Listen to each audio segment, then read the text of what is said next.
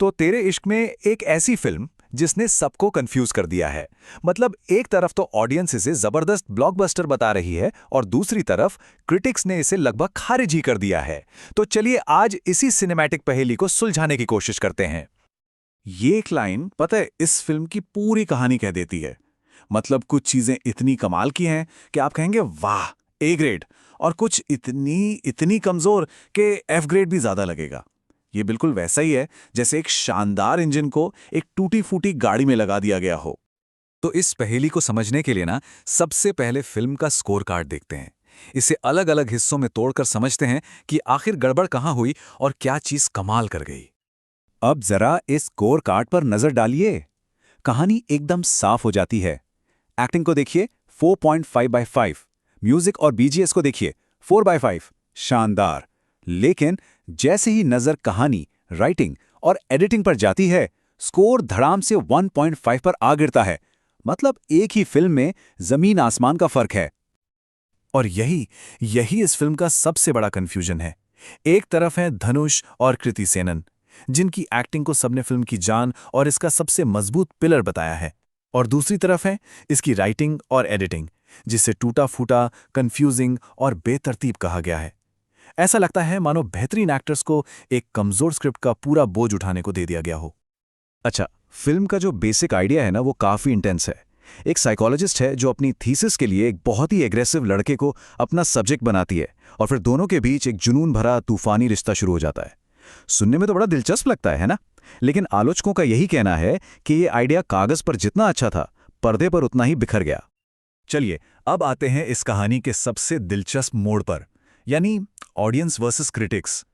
ये एक बहुत बड़ी बहस है कि आखिर एक ही फिल्म पर दो ग्रुप्स की राय इतनी ज्यादा अलग कैसे हो सकती है।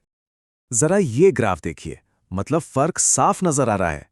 बुक माई शो पे ऑडियंस का स्कोर है 8.8 आउट ऑफ 10, जबरदस्त। और वहीं क्रिटिक्स का एवरेज स्कोर है सिर्फ 2.4 आउट ऑफ 5। इतना बड़ा गैप। सवाल यही उठता है कि आखिर ऐसा क्यों है। और देखिए, जब बात बॉक्स ऑफिस की होती है ना, तो आखिर में ऑडियंस ही किंग होती है। फिल्म ने सिर्फ पहले 2 दिनों में ही 33 करोड़ रुपए कमा लिए। ये साफ दिखाता है कि जनता को थिएटर तक खींचने में फिल्म कामयाब रही। सोशल मीडिया और बुक माई शो जैसे प्लेटफॉर्म्स पर अगर आप नजर डालें तो आपको हैशटैग्स की बाढ़ मिल जाएगी। Hashtag great acting, hashtag super direction, hashtag awesome story, यहां तक कि हैशटैग ब्लॉकबस्टर। लोगों ने एक्टिंग, म्यूजिक और डायरेक्शन को खूब सराहा है। मजे की बात यह है कि जिन क्रिटिक्स को फिल्म पसंद नहीं आई, उन्होंने भी एक बात तो मानी ही है। जैसा कि हिंदुस्तान टाइम्स ने लिखा कि ये एक ऊबड़-खाबड़ रोमांस जरूर है, लेकिन इसे धनुष और कृति सेनन की जबरदस्त एक्टिंग ने बचा लिया। मतलब एक्टिंग पर तो सब एक मत थे। तो फिर क्रिटिक्स को दिक्कत कहां हुई? वेल, 3 बड़ी शिकायतें सामने आईं। पहली, फिल्म के थीम्स। कहा गया कि ये टॉक्सिक रोमांस को ग्लोरीफाई करती है। दूसरी, इसकी लंबाई। लगभग 2.25 घंटे की फिल्म कई लोगों को बहुत ज्यादा लंबी और बोझिल लगी। और तीसरी, कहानी का लॉजिक। बहुत से लोगों को प्लॉट में झोल और किरदारों के फैसले अविश्वसनीय लगे। फिल्म के रोमांस पर तो सबसे ज्यादा बवाल हुआ। इसे सी ग्रेड कबीर सिंह तक कह दिया गया और यह भी कहा गया कि ये अपनी पिछली फिल्म रांझना से भी एक कदम आगे बढ़कर टॉक्सिसिटी को दिखाती है। मतलब प्यार दिखाने का ये तरीका कई लोगों के गले नहीं उतरा। तो इतनी सारी अलग अलग बातें सुनने के बाद सवाल ये उठता है कि आखिरी फैसला क्या है, देखें या ना देखें।